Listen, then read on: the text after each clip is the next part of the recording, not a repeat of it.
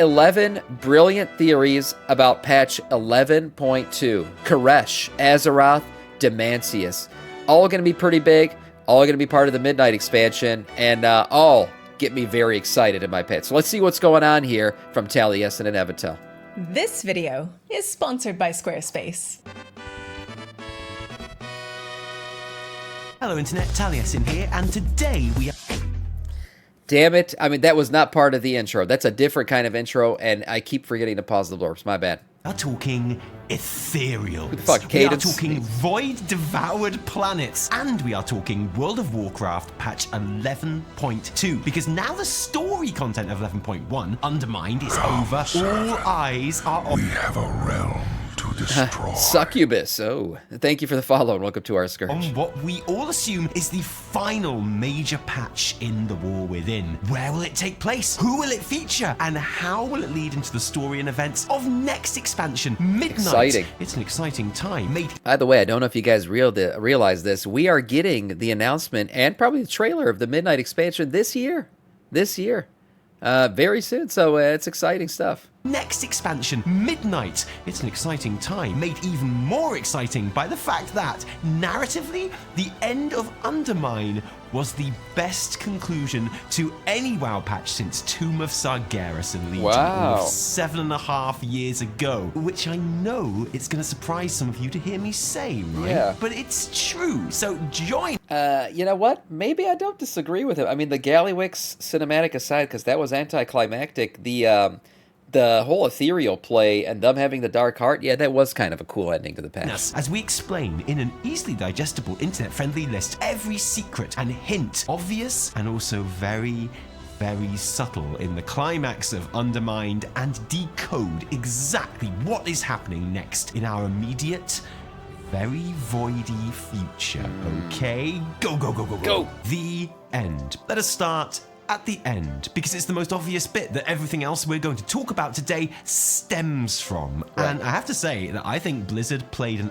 absolute blinder here, not just from the conclusion of the patch story, but actually the whole shape of the narrative in Undermined itself. The whole story for the zone. Look, the story, everything, Undermine the zone. I actually thought it's a great zone. I've enjoyed it a lot. I think it's fun to be there, fun to play there, fun to do stuff there.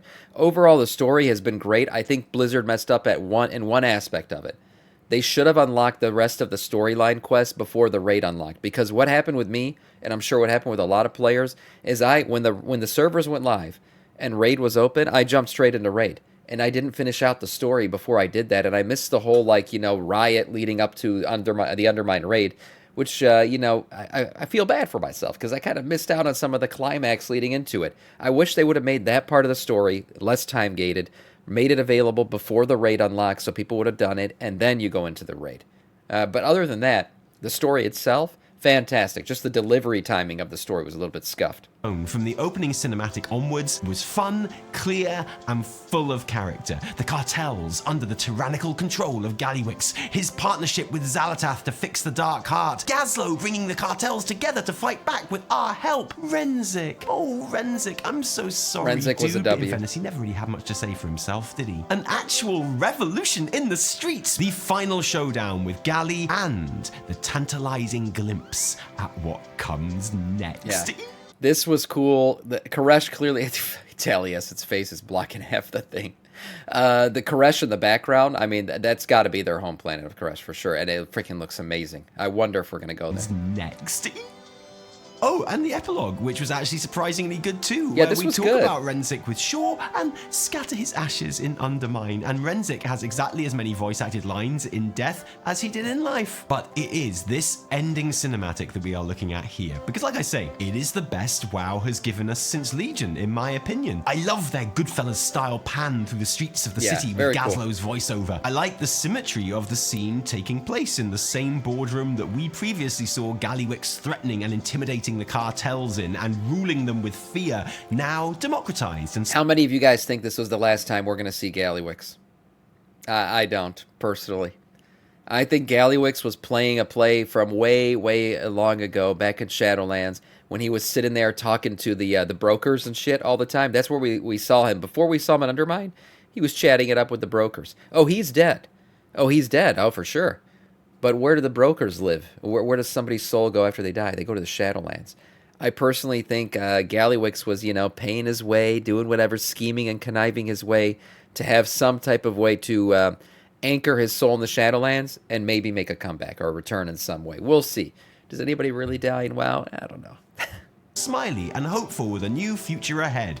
This is all very nice. I hope he remains goblin paste. But Same. I love that it then cuts away to the dark heart being held by this mysterious ethereal phase thief Azir looking out onto what is that exactly? Wow. It's a void butthole.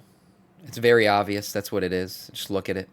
You'll never unsee it. It's Demancius's butthole, probably. We're going to get into what it is narratively and lore-wise in just a second, but functionally, this is Argus in the sky. The best mid-expansion raid ending ever was Tomb of Sargeras. It took part on a literal spaceship, which was pretty cool. You had a really nice interaction between Kil'jaeden and Velen at the end. A last-second escape from said spaceship blowing up, but better than all of that, the reveal at the end that we could now see the planet, and as it turned out, world soul, Argus in the skies. That was cool. Of Azeroth. It's kind of hard to overstate what a monumental event this was in the history of Warcraft. Once you completed that raid, and good luck frankly, because Kil'jaeden was an absolute piece of shit. Kil'jaeden. Argus literally appeared in the skybox of every zone in this was so cool. To change the skybox of the game based on your raid completion was a really cool touch from Blizzard. And they've done it before, right? We've seen the Onyxia head hanging in Stormwind. We saw the statue in Dalaran back in Wrath of the Lich King. So it's not a new thing, but this one was kind of over the top. I mean, literally changing the skybox. That was pretty badass. And it was everywhere. Game. And it was incredible. Legitimately, one of the things that you think back on and you're just really glad if you were playing the game at the time and were there to see it. It was awesome because it looked awesome, obviously, but also because as trailers for the next patch go, it doesn't really get any more exciting than that, does it? We might not have known why or how we would be going to Argus, but we could see that we definitely would be. We couldn't exactly miss it. And the Undermine ending is pulling that same trick, admittedly here on a much smaller scale, because here is the next patch, the next chapter in the story, right here. It's Ethereals, it's Void, it's... Okay, fine, enough foreplay. Caresh. What is this? Well, this, ladies and gentlemen, is Caresh, the planet of the Ethereals. Or Very no, cool. hang on, wait. I think this is Caresh, okay? But actually, not everyone agrees. Well, it's the remnants of Caresh. That's what I think it is. Now, if you don't know any lore about Caresh, Caresh was actually like a very desert-like planet. That's the way it was described. So the ethereal people, very much like desert dwellers, like that's the entirety of the environment of their planet. That's how it used to look. This is obviously post Demancius void explosion version of their planet. Now, I hope one day we get to go see what Caresh looked like previously to this happening. Also, maybe see the Ethereals and what they looked like before they became all like bandaged up and ethereal looking like. So we'll see. But right now, this is the current version of their planet. That's at least what I think. And there are some pretty fun theories out there that we should probably mention first.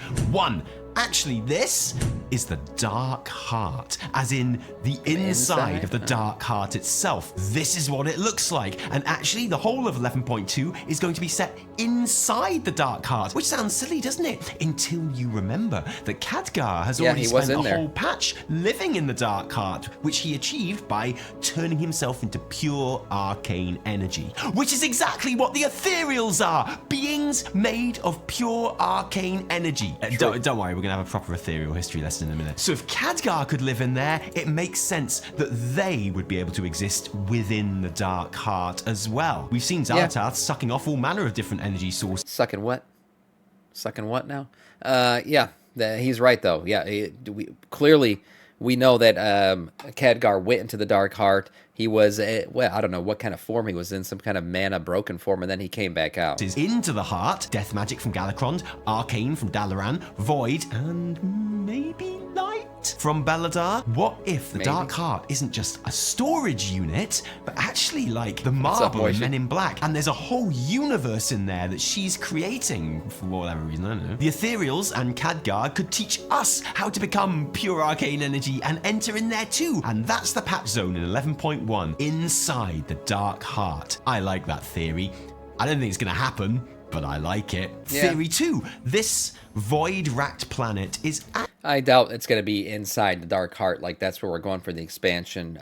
It would work really well for the map, though, not adding another island or planet or anything. You just had the Dark Heart in the corner of your map, and you click it, and there you are. Actually, Azeroth's Doubt it, though. World Soul. We've been hearing the Radiant Song all expansion and seen glimpses of what we assume to be Azeroth's World Soul at the same time. All orange and blue and glowy and nice. It's so nice.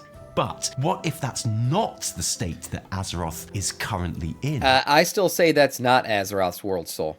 And I stick by that. I don't think this is, I don't think, well, it is her world, it is the World Soul, but that's not what we're looking at here. This is not the actual World Soul itself. This is the outer wall of the prison. And the reason why I said that, I pulled it up 1,000 times on stream now. If you look at the Vault of the Incarnates raid, when we first saw Ridicron and all of them, and they were in their prisons, right before their prisons exploded, in the cinematic, in the cutscene, it looked exactly like this.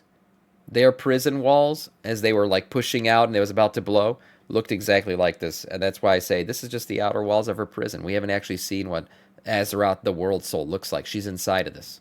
Nice. It's so nice. But what if that's not the state that Azeroth is currently in? In one of the last big trailers for War Within before it launched, there was this awesome shot of voidy, smoky tendrils encroaching on the World Soul, enveloping it. What if that was much more literal than many of us assumed? And that right now, Azeroth is ravaged by the void at its core, on the brink of succumbing to Xal'atath and her beautiful toes. I love this theory. I don't think it's the one. 3. This is the original void-corrupted World Soul, the one that Caresh discovers in Chronicle, that actually brought the existence of the void to his attention and made him so scared of their potential to infest all life in the cosmos, he decided it'd be better to wipe out all life in the cosmos instead, rather than risk that happening. And lo, dark, or rather on fire, so quite bright, Sargeras was born. I would love this from a lore perspective, but I don't think it's the case. I don't think so Theory 4. either. This is Demencius, the Void Lord who destroyed Caresh, slumbering and waiting to be woken in the depths of space. Theory 5. Also, interestingly enough, when it comes to Demencius, we haven't seen what he looks like either. We've seen just a little, what's it called? Version of him, like a fractured version of him that did look like this. He was just a regular little dungeon boss. But interestingly enough, we've never seen a fully formed, all-powerful Void Lord in the game in any way, shape, or form, or even in the art. We don't know what they would look like. Now, could they just look like this? Yeah, they could. He could just look like a bigger form of the version we saw, or he could look completely different. We'll have to see. Slumbering and waiting to be woken in the depths of space. Theory 5. This is actually Xal'atath, the real Xal'atath, again out in the silence of space. What we see on Azeroth is just a projection. This is the real being of the void. It's good. I don't think it's the one, because where are her feet? What most people, including myself, think is theory number 6, that this is Caresh, home of the Ethereals, and that it is on this broken, ravaged planet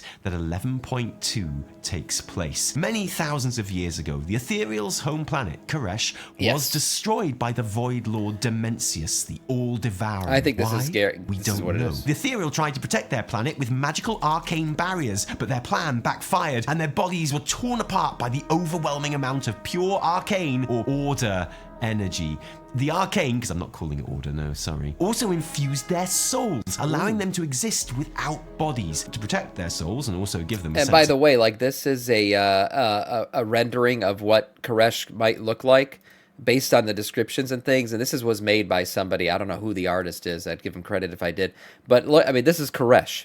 This is what Caresh originally, is thought to have looked like. Very desert-like planet. 2 suns here, interestingly enough. And then you got your, like, arcane structures, right? This is what the Ethereals are very good at doing. using arcane and magic and things like that. That's why they were literally able to bandage their souls back together after they were destroyed by the void. Otherwise, they just would have been lost forever. So I'd love to see their planet in this version. Also, the Ethereals in their original version to see what they look like. Maybe they just look like humanoids or humans. I don't know. But this is all really cool, and this is all in the lore. Desert planet, all that shit.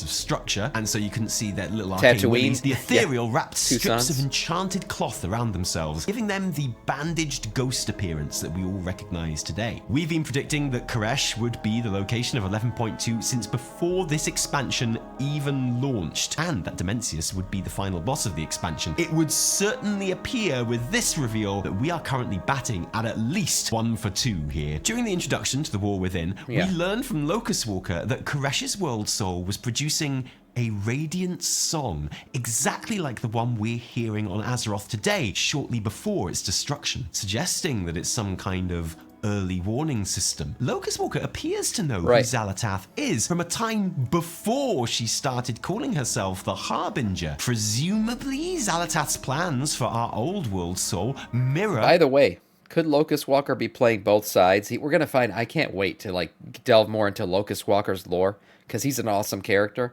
But could he be playing both sides, where he kind of brought these other Ethereals in to grab the Dark Heart, maybe save their homeworld, and at the same time he's training up Illyria to try to defeat the Void and stop this world from being destroyed? I think he could be. I don't see why that would be that crazy to assume. I mean, he clearly knew the Void was coming. If somebody could have warned the other Ethereals, hey, I think this planet is next, it probably would have been him, considering his connection to the Void. But we'll see more about Locust Walker going forward for sure. Whatever it was that Dimensius did to Caresh, presumably. They're not Volpera, which is no, not please, good news, obviously. The planet the Ethereal stands before looks like it's been broken open, like Outland or Argus. Well, a lot like Argus, actually. It still glows at the center, a pinkish purple swirl. Now that we know that Caresh had a world soul, is it possible it isn't completely dead? That glow is what's left of it. So whatever the Ethereal's plan is for this planet, it involves the Dark Heart. And what could that plan be? Yeah, I'm just going to throw this one out before he says one. Obviously, World Soul infected by Void magic. Clearly, there's still a bunch of Void influence there. What is the Dark Heart capable of? Absorbing magic. So maybe their plan is to uncorrupt their World Soul by absorbing all of the Void shit that's around it. Maybe. They want to do? Well, that could be 2 completely different scenarios, to be honest, depending on who exactly these Ethereals actually are. And okay, now I think it's time to start talking about the Ethereals. Yeah. If their planet is destroyed, then we can't really go there. Well, I mean, we went to Outland, and that fucking place is completely fractured and destroyed. So, and Argus, I mean, the same thing. So we've been to destroyed planets before. Also, there's time weaving and all kinds of shit. We can use the Bronze Dragonflight, whatever it is, to go back in time and see it before it was destroyed. There's a lot of ways to go back to Caresh, or a third way, they use the Dark Heart and repair it, and somehow the planet comes back together. That's another way to go there, but we'll see. Who are the 11.1 Ethereals? One of the coolest plot beats in the Undermine story is when the Ethereals turn up. We inadvertently lead them to the Dark Heart, and Phase Thief Azir snatches it from Gallywix. Gazlo, Alleria, and even Gallywix himself just assume that the Ethereal are fetching it for Xal'atath. Right. And it's a fair assumption. We've seen Void Ethereal work with Xal'atath before, so why not? It is only later, when Xal'atath arrives herself to collect the Dark Heart from Gallywix, that everyone realizes the Ethereal weren't sent by her at all. You gave it to the Ethereal? But are a whole other thing, doing a whole other thing, and wanting the heart for a whole other purpose than what Xali does. In hindsight, this really shouldn't have been a Mez, good luck in class, man. I appreciate that comment. Thanks. surprise, as we'll see. Also, but it's a bad addiction to have. Who are this new group of voidy-looking ethereals? Okay, and I'm sorry about this, but we are going to need a quick ethereal history lesson here. Ethereal have always been somewhat mysterious, partly because of the way that their society is divided. It's actually quite similar to goblins in that ethereal society is largely broken up into various companies, each one with its own interests and priorities. There is no kind of like the Earthen now, whatever, or the goblins and their different cartels. Yes, ethereal lore goes extremely deep. There is a ton behind the Ethereals, and this is why, like, there's a big theory out there. They're going to become playable in that expansion. In the Midnight expansion, I think we could get playable theories. We've already seen their new models and everything. So the lore is there, the models are there. All Blizzard has to do is flick the switch. And man, I mean, it would be cool to see playable Ethereals everywhere. And if there are playable Ethereals, and one of their racial abilities is not the ability to transmog, that would be a huge miss. No central leader of the Ethereals. Gotta have that. And as our characters have recently discovered, it's a mistake to assume she said, they Deep. do. Void Ethereals, specifically, are Ethereal who are at least partially infused with the Void. You can recognize them by their more voidy look. The first Ethereal we saw embrace the Void in this way were the Ethereum. Before the destruction of their planet, the Ethereum were Caresh's ruling class. They swore vengeance on Dimensius by any means possible, and over time, that came to mean that they pursued power above all, very unusual for a ruling class, which included transforming themselves into Void Ethereal. After all, it was the Void that had destroyed their home, so they knew it was powerful. According to an old dev interview, the way that Dimensius found Caresh in the first place is something that the Ethereal debate to this day. It's easy to assume that it was this ruling class that summoned Dimensius, in the same way that Ashara once summoned Sargeras. But that's Interesting. I mean, yeah, that wouldn't be the first time we've seen that pursuit of power leads to destruction. Yeah, I mean, we could not. I don't think that theory is that far fetched. Maybe ethereal design aesthetic gives me Imperial Persian vibes. Yes, definitely the desert dwellers and stuff like that. There's definitely like a Persia's not in the Middle East, but I feel like it's a Middle Eastern vibe to them for sure. Speculation. By the time of the events of the Burning Crusade, other factions like the Protectorate were alarmed enough by the Ethereum that they considered them to be as great a threat as Dimensius himself. We ended up helping the Protectorate against both, even defeating Dimensius. A shade of Dimensius, don't worry, he's much cooler than that. Legion was the first time that we encountered Shadow Guard, more Void Ethereal, led by an Ethereum Lord of the Shadow Guard. In other words, the Shadow Guard are clearly part of the Ethereum, or at least incredibly strongly linked to them. Legion was also the expansion, of course, during which Alleria Windrunner returned, complete with a Void Ethereal mentor, Locust Walker, and her own nifty new Void powers. Locust Walker is the one who taught Alleria how to maintain control rather than falling to the Void. And whereas it's entirely possible that he may once have been part of the Ethereum, he seems independent enough now. The Shadow Guard definitely view him. I wonder too, like, have we been told what the hell this skull is on his belt? We know there's a book here. I'm guessing it's a book about the Void or something. He's got this weird eye on his helm. Interestingly enough, looks like an old god eye. And then, like I said, this bandaged up skull. Is it his own skull? I don't know what the hell this is. But there's so much I want to know about Locust Walker. He's such an interesting character. As an enemy, and he also has a and very we're gonna low find out opinion more of about them. him, which is when cool. Alleria visited the Sunwell, her It's a connection gem? to the Yeah, Void maybe. unexpectedly seemed to act as a conduit for the Void's forces, who immediately attempted to corrupt the Sunwell. An old storyline it's worth pointing out, because I've just got a feeling it's going to be important in the next expansion. Among these forces were more Void Ethereal, a group called the Netherguard. Nothing to do with Netherguard, Very pay cool. attention. By the way, more on the Middle Eastern vibe of Ethereals. Yes, people have even made what their mounts would look like, their racial mount. Ethereal Traveler. I mean, this is cool. A fucking voidy, ethereal-esque camel. Yeah, I'd want this. This would be a very cool racial mount, for sure. Man, the WoW community's got some really good artists in it, I have to say. The Netherguard were also the Void Ethereal who attacked Magister Umbric and his exiled followers, and it was their spell that bound these elves to the Void, transforming them into the Void Elves. They may or may not be affiliated with the Shadow Guard. We've never had confirmation, but there's enough similarity there for it to be reasonable enough to assume that they're related somehow. By the time of Dragonflight, Shadow Guard was seen working with Xal'atath, and under her leadership attacked Telogris Rift, another suggestion that they may be related to the Netherguard of before, which is all a very long way of saying that is why it was so easy for everyone to assume that Azir and his buddies were after the Dark Heart for Xal'atath. But they're not working for Xal'atath, so who are they and what's their motivation? Shadow Guard betrayers. The most straightforward is that Azir and his followers are Shadow Guard, and they did ally with Xal'atath for a while, but that it was all a ruse. Their plan was to betray her the moment they got what they wanted all along. Xal'atath's whole thing is to promise great power. The crazy thing about Xal'atath is she's been such a good planner and so far ahead of us this entire expansion. Going back to herself in the blade, right? If you know the lore behind Xal'atath when she was in the dagger, she was always like 10 steps ahead of the person who was using the dagger. She was always using that person to advance herself to the next person and get to her end goal of being released from the dagger. She's always been such a good planner. Maybe she used N'Zoth to do some of that stuff, and once N'Zoth was gone, she wasn't as good of a planner anymore. Whatever, but she got outduped by the Ethereals. The Ethereals clearly outplayed her. They were 10 steps ahead of her. I mean, even in the previous raid, right? We fought what's her name, the Nexus Princess or whatever, the Ethereal person in there. She wasn't with. She wasn't aligned with Xal'atath. Remember, she was a spy, and we don't even kill her in the fight. She just ends up leaving at the end of the fight. So the Ethereals clearly implanted themselves around Xal'atath.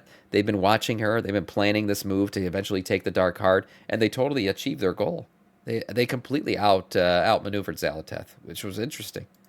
To others, helping them achieve some of their goals, and kind of makes her a better villain, though, if I'm being honest. Makes her more real. Then abandoning them in the crucial moment. So the thought of someone else doing exactly the same thing to her would feel like poetic justice. One thing that makes me doubt that Azir's lot are the Shadow Guard is Locust Walker's disdain for them. He looks down on the Shadow Guard specifically because of the fact that they don't have the strength of mind that he does. They are controlled by the Void rather than, as he sees it, the other way round in his case. Azir and his followers just seem a lot more competent to me than someone who's fallen to the Void's whispers. And besides, if they were on the side of the Void, then surely they'd be Team Xal'atath as well, right? The fact that they betray her suggests they're more like Locust Walker himself. If you look at Phase Thief Azir's model, I don't think he's a Shadow Guard. His glowy behind the bandages stuff is standard ethereal arcane blue. By the way, does Azir have big biceps? Look at the arcane magic around him. It looks like more of an outline of a body. You see like an outline of an arm here? Look at that. Azir got some biceps, man. Glowy behind the bandages stuff is standard ethereal arcane blue rather than their more voidy dark purples. A completely new subsect of ethereal willing to use the void but who are able to reject its whispers in favor of their own plans. And let's take a look at this new ethereal team. Obviously, we have Phase Thief Azir. We have Nexus Princess Kaiveza. The first hint we got that this secretive anti-Xal'atath ethereal gang existed was back in the opening of Narubar Palace, when Nexus Princess Kaiveza definitely seemed to be working under Zali's radar to her own ends, clearly out to assassinate Queen Ansarek before she was able to fulfill Xal'atath's intended purpose for her. Now, if I had a coin for every time a specifically female Void Ethereal turns out to be reporting to some sort of mysterious master, I'd have 2 coins, which isn't a lot, but at least one of them would probably be a shadow-scrawled coin. During Dragonflight, players started finding free money at the back of our adventure journals. If we kept accepting the money every week, this eventually leads to a curious shadow-scrawled coin and the note thanking us for allowing the unknown benefactor the opportunity to observe us. A single, strange coin sits in your bag, along with a small note. Thank you for the opportunity to observe you. The information we've gathered has been illuminating, to say the least. This will be my final gift for now. And if I had a coin for every time we found something shadow-scrawled that came from a mysterious unknown entity specifically observed. J-Maul, what you said, Tally is wrong. The first time we meet this group is back in Shadowlands at the Castle raid. There were Ethereals in the Castle Nathria raid? I don't remember that. Am I tripping? Maybe. Us, then look, the point is, this keeps happening. During For Battle for Azeroth's Brawlers Guild questline, we discovered another Void Ethereal using the event as an opportunity to watch us. At the end, we can find a shadow-scrawled tome ordering the observation, signed by the Void Ethereal Shadreen. You are my eyes when my eyes are elsewhere. See everything. Remember, record, report, the way they move, the way they fight, their choice of armor, their taste in weapons. Let no detail elude you. Pay special attention to the heroes, the champions, the movers of fate. Watch from afar, watch when up close. Interfere if you deem it necessary. Do not fail me, Zan Salish. You know that I have eyes on you too. Shadreen. Shadreen can also make an appearance at the Trial of Style, another event set up apparently for the specific purpose. He's got 2 skulls on his belt. Where are these from? Again, what the hell? Of observing Interesting choice of and belt this time, mods. far more important than fighting techniques, our sweet drip. And it's here where she, just like Kaiveza, reveals that she's working for a mysterious master. Shadreen says, "Have you gathered the information I require?" Nastasia Fairwatcher says, "Yes, here are the results. You have done well. My master shall be pleased to see this." So, I think Shadreen is part of this gang too. But none of these guys is the master that they talk about. Who is in charge here? Well, Shadreen has a habit of showing up in Telogris Rift, watching from afar, and this has caused some speculation that she may be acquainted with Locust Walker, and that has caused some speculation that he could even be the master in question. At the very least, Locust Walker should... That's what I said very early in this video. He could be playing both sides here. He could be, trying to heal his own home world and then save ours at the same time. Right now, we assume that one is not with the other. There are those of us who want to save Azeroth, and then there are those of us who selfishly just want to repair Caresh, which is, this group of Ethereals. Now, you're saying Artificer Zymox had... he's not an Ethereal. He's a broker. I don't know. I don't remember seeing Ethereal ads in this fight. Unless I'm tripping, but I remember that boss. I just don't remember that. Should have some idea who Shadreen is, and by extension, the rest of these Ethereal. Alleria might want to have a sit down with her mentor soon. Chapter 3. What is the Ethereal's plan? Oh yeah, this is what we were talking about. What do the new Ethereal gang want with the Dark Heart? What are they planning to do to or on or around Caresh with it? Hey everyone, it's good to see you. How's your mum? What, we're friends. Anyway, thanks as ever for being here, and thanks to Squarespace for sponsoring today's video. So listen, I need your help. Am I team green, team purple, or team pirate? What better way to see how I feel about each than switching up my Squarespace website to declare my allegiance? First up, team green. I know I've talked about it before, but using site styles is a game changer. There is really no faster way of changing your website's entire look and feel than with this handy little brush. Choose a pre-made theme. Ooh. And your whole site will follow. Need a little more green? Go granular and edit individual colors, fonts, even buttons. Next, let's dip our toes into some purple. Did you know that beyond the instant gratification of site styles, Squarespace's built-in page editor has some amazing visual tools? You can overlay any image with your theme color. Purple? Yes, and even add a nifty voidy effect. Every section can have a superb wibbly divider, and if you add an art background, you can even make them look like this. Now, that's what I mean when I say purple. And finally, it's pirate time. Did you know that you can create a paywalled section of your site and then upload whatever you like behind it? You could. Hey, no! What? Squarespace OnlyFans? You still owe me money, by the way. So there you go. Squarespace gives you the tools to go green, embrace the purple, or just get your pirate hat on. Want to give it a spin? Just head to squarespace.com/TaliusInevitell, where you can get 10% off your first purchase of a website or domain and build the website of your dreams. Or just use code TaliusInevitell if you prefer to do it that way. That's squarespace.com/TaliusInevitell. To truly know that, we should probably work out exactly what the Dark Heart is, because its history is way more important than you might know. We know because we've got another 7 pages written about what the Dark Heart is and how it was made and by whom and why, which frankly is way too much for this video. We're actually going to have to put that out as another video sometime in the future, okay? I think for our purposes right now, we can boil the question down to this. Do Phase Thief Azir and his gang want to do something good or bad with the Dark Heart? 1, something good. I think that that's based on perspective. I don't know. Maybe we need the Dark Heart for our own planet or something to save it.